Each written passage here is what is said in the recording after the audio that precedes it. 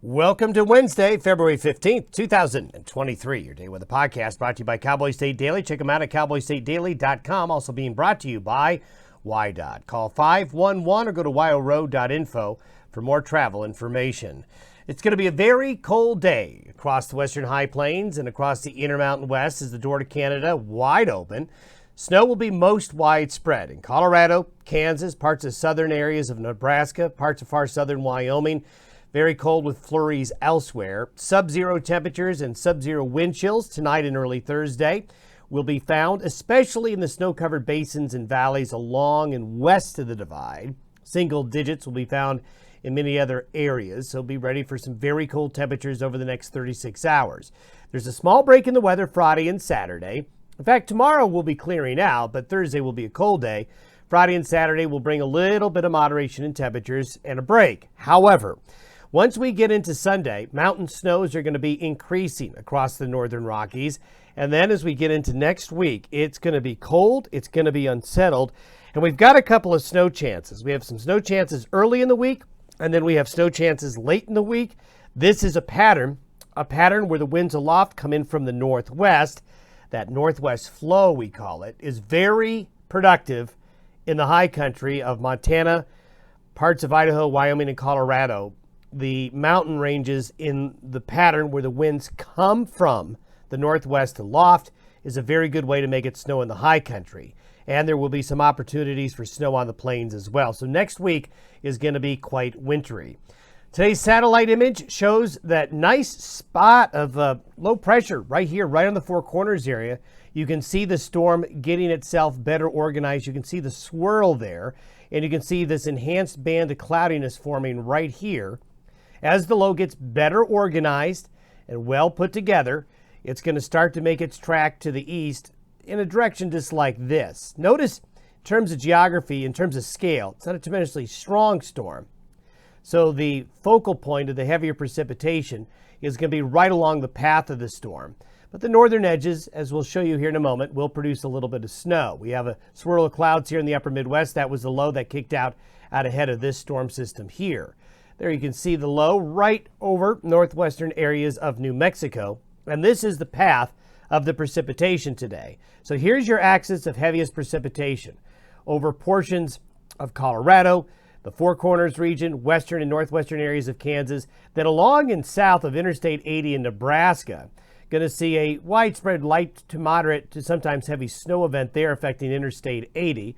Then you can see basically the Palmer Divide and point south along I-70 is where the heavier snow will be. Then on the northwest edge of the storm, lighter snows will be falling today. So travel, especially along I-70, I-25 across Colorado into New Mexico, you're going to have some travel problems there. Some very cold temperatures and conditions pouring into the desert southwest.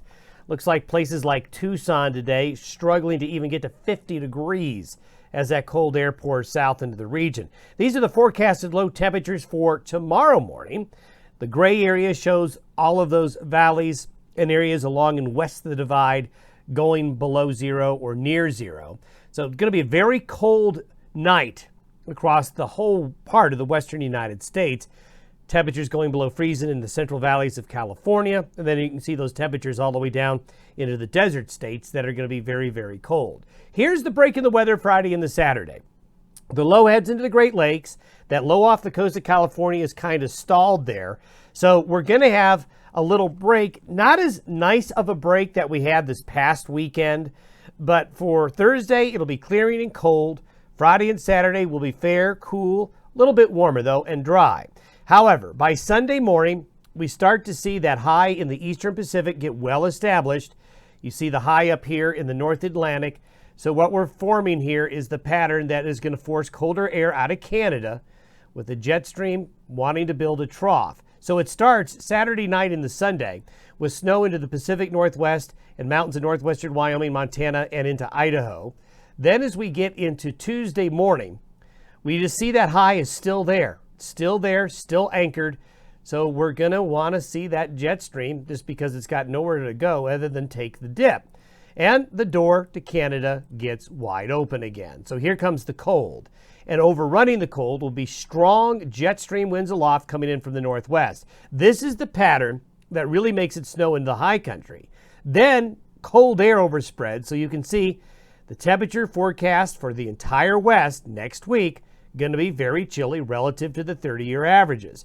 That's where the cold's been this winter out west, and that's where it's going to stay to wrap up February. Now, this is the second round of snow that's going to be falling from Sunday through Wednesday morning.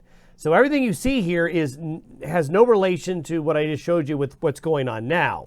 So this is for the 72-hour period from Monday through Wednesday. So you can see the mountain ranges are going to get snow, but you can also see the green and a little bit of a darker shades of greens on the plains. So there's going to be snow on the plains in that northwest flow as well in those colder temperatures. So next week is going to present challenges for travelers again, especially along 90, I-25, Interstate 80, and 70 again. There you can see the snowfall. That's going to overspread the region early next week. And this really starts from late Sunday and continues into early Wednesday. That's the second round of cold weather and precipitation. Then as we get to the end of the week, this is by next Thursday, we have a big cold low just off the coast of Portland there, and a bit more of a westerly flow, which usually means warmer air and warmer conditions coming into the region. That is true, but not if you have Arctic air draped along and east of the divide from the cold surge that comes in the middle of next week. So notice here, really cold air is backed up against the divide, with the low here off the coast of Oregon pumping in Pacific air over that Arctic air dome. This is what we call overrunning. So that west to southwest flow over the cold dome is a way to make it snow again. So we may have a situation, we'll see what develops, that another round of snow with colder than average temperatures will come into the region as we get into late next week. So the week ahead is going to bring a lot of winter, and I wanted to show you this. This is the new European long-range model that goes out to 45 days. So this takes us, if you look up here, this takes us all the way through the end of March. So the temperature anomaly forecasted by the models shows the entire western United States colder than average for another 45 days here. So while there will be episodes where we do have warm-ups, where we get a 2 or 3 day period where it gets warmer, you get that hint of spring, but overall the continued trends are showing that the month of March, on the whole, will be colder than average. However, March is also the month where the average temperature usually begins to go up with the longer days and the higher sun angle. But it does look like March is going to be presenting us some challenges as well. Have yourself a great Wednesday. See you tomorrow.